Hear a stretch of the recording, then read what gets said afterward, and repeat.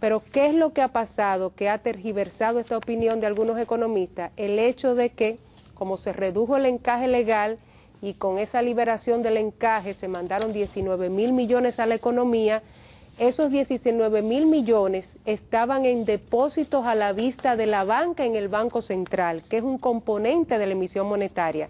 Al disminuirse esa partida, efectivamente se verifica una reducción contable de la emisión monetaria, pero no porque hay una política restrictiva, porque si no, no se hubiera mandado esa liquidez a la economía. Lo que pasa es que con la definición de las estadísticas monetarias armonizadas, los depósitos en el Banco Central parten de esa definición y si se liberan recursos, cae contablemente, pero no quiere decir que es restrictiva la política monetaria. Un elemento que contradice ese argumento de esos economistas que han querido tergiversar la postura del Banco Central es que los billetes emitidos en circulación, que es el dinero de alto poder, el efectivo en poder del público, creció a septiembre un 5.8% y se proyecta que terminará diciembre entre un 10 y un 12%, superando con creces lo que es el Producto Interno, el crecimiento del Producto Interno nominal.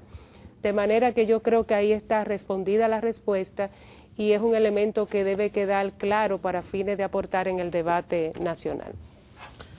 Sí, Rosana, por lo que pudimos leer del discurso del señor gobernador que nos llegó el fin de semana pasado, él se refirió en cuanto al desempeño de la economía dominicana en el presente año a la política monetaria, y habló de la política monetaria que todo el mundo conoce y que se ha llevado a cabo en el Banco Central, que es una política monetaria expansiva, destinada a bajar las tasas de interés y a inyectar liquidez a la economía, incluyendo sacar un poco de competencia al Banco Central con el sector financiero, en el sentido de no recibir temporalmente depósitos del público en general para que esos ahorros se queden en la economía dominicana y sean una liquidez que pueda ser tomada en cuenta por los bancos para fines de prestar. Y habló también, en el caso de la política monetaria, de que ha bajado a un 4% de interés la tasa de política del Banco Central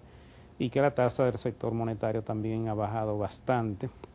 Y eso ha dado lugar a un crecimiento de la cartera del sistema financiero, lo cual, si aún no se ha manifestado en una cifra significativa de crecimiento, sí es un indicador importante de que la economía se está reactivando y de que va a crecer este año. No, el gobernador no se refirió a la tasa de que crecería la economía, pero todos sabemos que va a crecer por encima por lo menos de un 1.5, 1.7, que es lo que han proyectado los organismos internacionales. El gobernador se refirió al acuerdo con el Fondo Monetario Internacional, un acuerdo de 1.700 millones de dólares, de los cuales ingresarían a la economía dominicana unos 990 millones de dólares en el presente año 2009. Y también, aliado a ese acuerdo con el fondo, reingresarían otros recursos que también servirían el próximo año. Todos sabemos que en el acuerdo con el fondo se establece que la política monetaria será una política expansiva y que el gasto público también lo será, o que la política monetaria será una política que actuará en coherencia con un gasto público expansivo, por lo menos hasta mediados del próximo año, lo que indica que vamos a tener recursos de los organismos internacionales para hacer inversiones, para gasto social, y para hacer viable lo que es el resultado fiscal del gobierno, el resultado financiero del gobierno, que eso es fundamentalmente el objetivo del acuerdo con el Fondo Monetario Internacional. Ahí yo quisiera destacar, Luis, que en el aspecto de los beneficios que citó el gobernador del acuerdo con el fondo, resaltó el hecho de que solamente la firma de la carta de intención ha significado la reducción del spread del riesgo país de la República Dominicana en 1.316 puntos con respecto a su valor mayor a diciembre del 2008. Yo pienso que eso es ya algo muy positivo, no solamente para la percepción de los inversionistas locales, sino de la inversión también extranjera.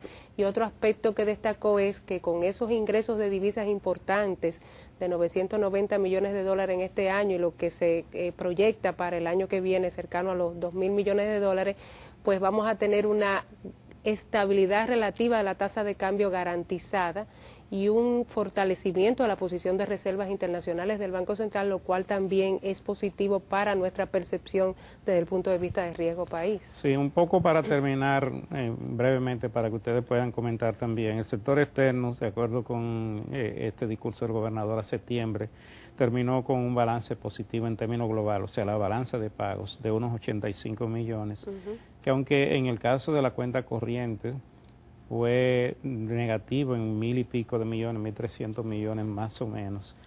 1.275. Sí, esto significa que el país ha recibido capitales por encima de sus necesidades para cubrir el déficit de cuenta corriente, que tiene un balance positivo en términos globales, que le ayuda a fortalecer las reservas, porque ese resultado global de balance de pago es un flujo de reserva positivo, se manifiesta como una ganancia de ahorro externo que fortalece las reservas internacionales. En el caso del sector financiero, el gobernador dijo que este está también, que está cerrando con una rentabilidad de un 42.7%. Y una solvencia. Y con un índice de solvencia de 14.66, que frente a un 10% que es el requerido, es muy bueno y es un indicador importante de que el sector financiero está saludable. Un aspecto crucial también que se ve, que se está hablando en México, es la falta de controles bancarios que hay allá.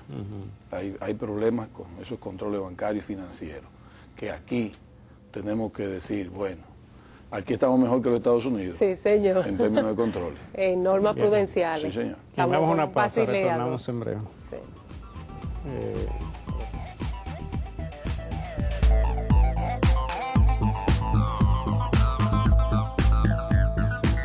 Estamos de regreso con la parte final de la agenda económica del día de hoy, dedicada al aniversario 62, número 62 del Banco Central de la República Dominicana. Estamos haciendo un reconteo ahí un recuento del discurso del gobernador. Muy breve. Y yo estuve en la actividad. Nos honraste, Henry. No, a mí me honraron invitándome. La verdad que fue muy interesante porque era la primera vez que yo asistía a esa actividad.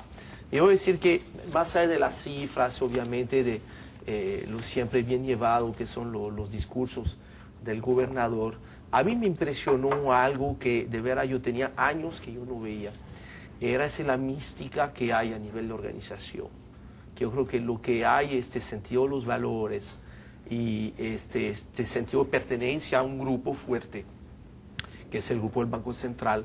De verdad, yo llevaba años sin ver esto. Yo dudo que haya otro organismo público aquí en la República Dominicana y probablemente sea difícil conseguir organización del sector privado donde hay esta mística. O sea, básicamente cuando llega el gobierno del Banco Central es una especie de rockstar, donde ahí él tuvo un standing ovation de unos 10 minutos. De verdad que es bien impresionante. Y eso muestra que sí es posible desde la administración pública, cuando se maneja con las personas adecuadas, con los valores adecuados, se puede llevar a cabo una excelente gestión. Y sin duda alguna, yo creo que lo que estamos empezando a ver del lado de la CDE, yo creo que debemos hablar un poquito más del esfuerzo que está haciendo el ingeniero Celso Marancini. Discúlpame que te interrumpa, siempre y cuando los que dirigen las instituciones no sean políticos. Exactamente.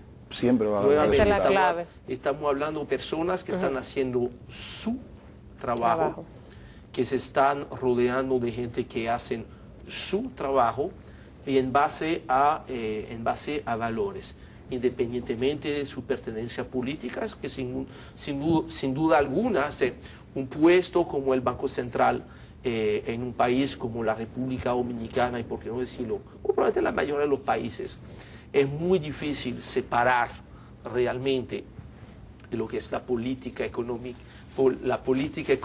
de la economía política. Es muy difícil. Sí. Ahora, discúlpame, tú tienes instituciones como el Banco Central, Impuesto Interno, la Superintendencia de Banco, aduanas, que tú te das cuenta que están manejándolo sin la política. Mira, pensiones. Y buen ejemplo de eso que tú te das cuenta.